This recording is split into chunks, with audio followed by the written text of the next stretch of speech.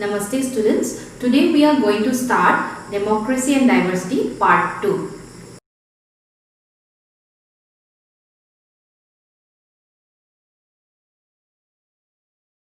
See, here first heading is overlapping and cross-cutting differences. What it is? See, we all know that in our society some social division is there. And this division take place when some social differences overlaps with other differences, and this division takes place when these social differences extend with other differences. We all know apart from the social division there are other differences are also there, so it takes place when it extends with other differences. You just take the example in US. What happened? There are some discrimination. There are some discrimination between blacks and white. It is saying that blacks are poor, homeless, and like this. And in our country also we think that in our country, that means in India, we think that Dalits are poor and they are landless, and they are always they face discrimination and injustice. Okay, this is the situation. Next, see, point number 3, situation of this kind produce social division. Because of this situation, what happened? It produced some social division among the people. When one kind of social difference become more important than the other and the people start feeling that they belong to different communities.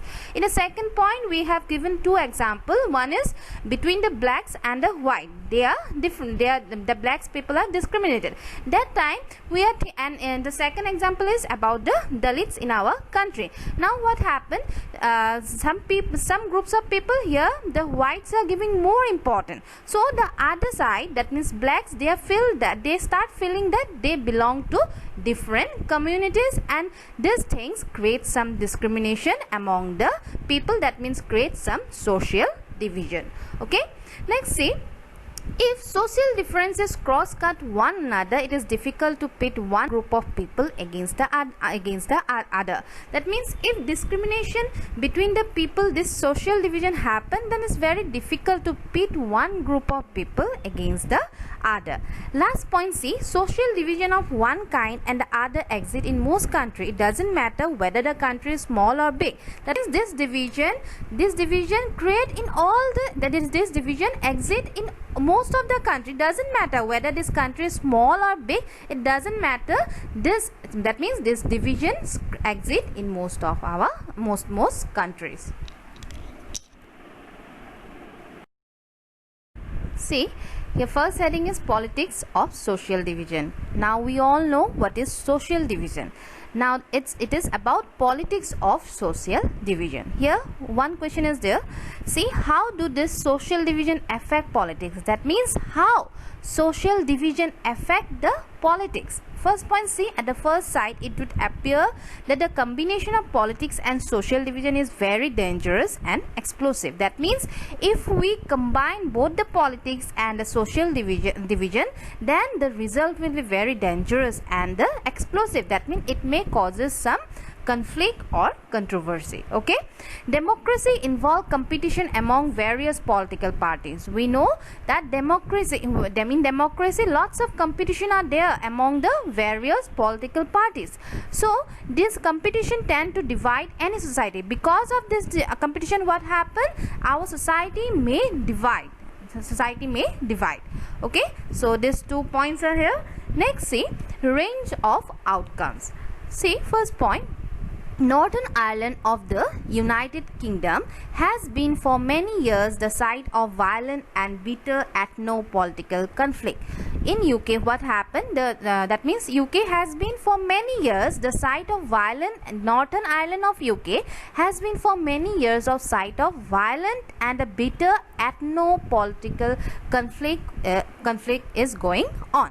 What happens? See, its population is divided into two major group of Christianity. See, in the Northern Ireland, what happened? Ireland of United Kingdom.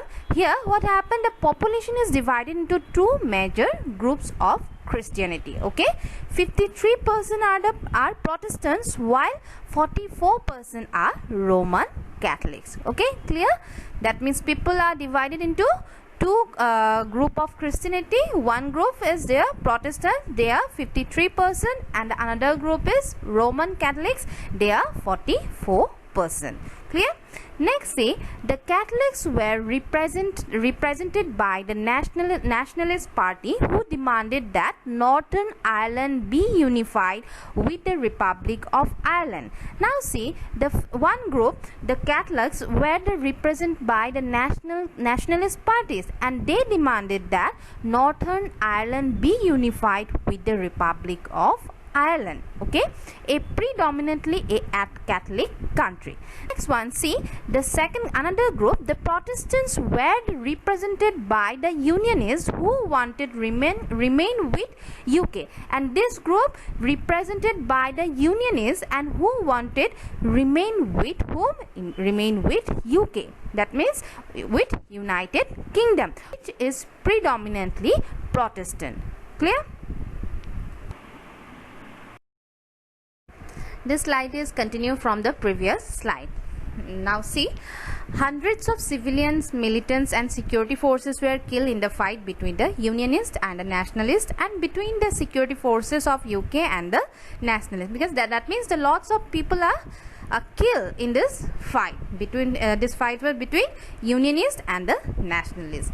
Let's see, in 1998 the UK government and the Nationalists reached a peace treaty. After that, what happened in because conflict was going on, lots of people were killed. Now what happened in 1998, the UK government and the Nationalists reached a peace treaty. Next, last point, see, such example leads some people to conclude that politics and social division must not be allowed to mix. From this example, we learn that we are along with some people also conclude that politics and social division must not be allowed to mix.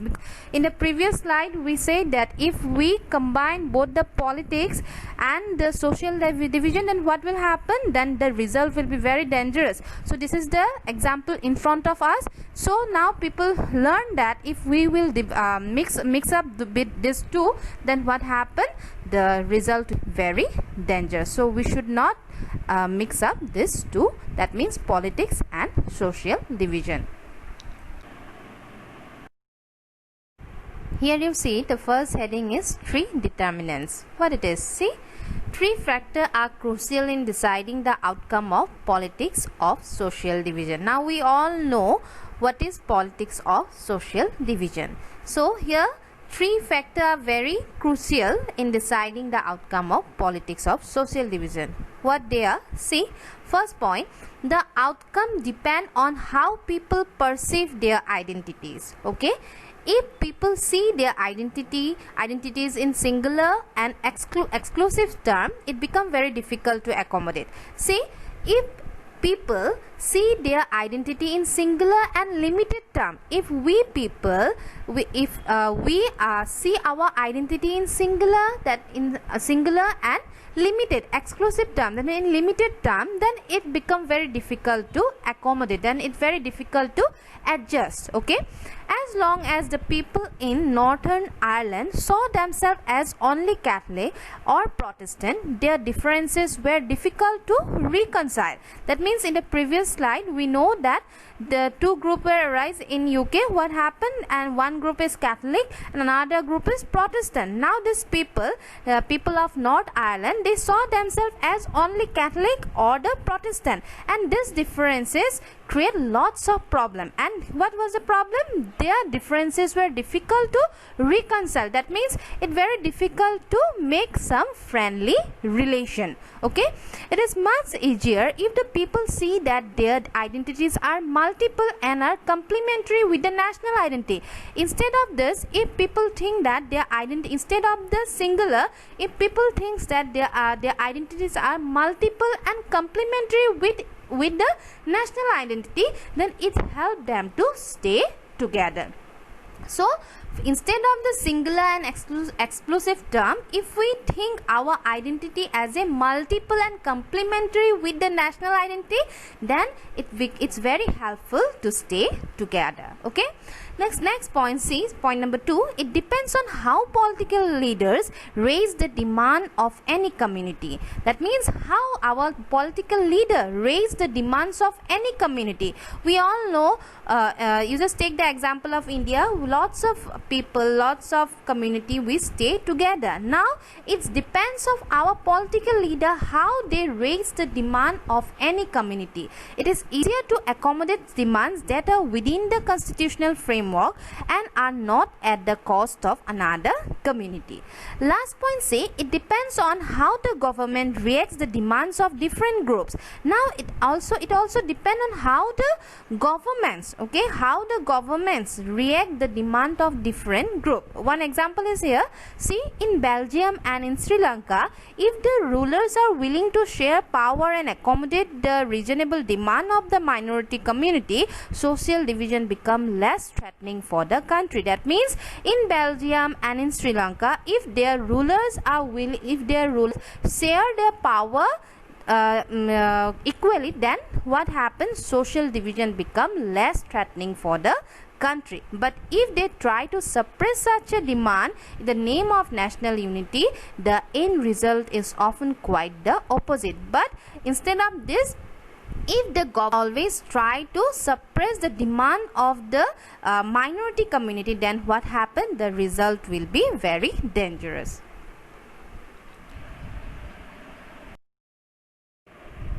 Students, this is the end of the chapter 3, Democracy and Diversity. Thanks for watching.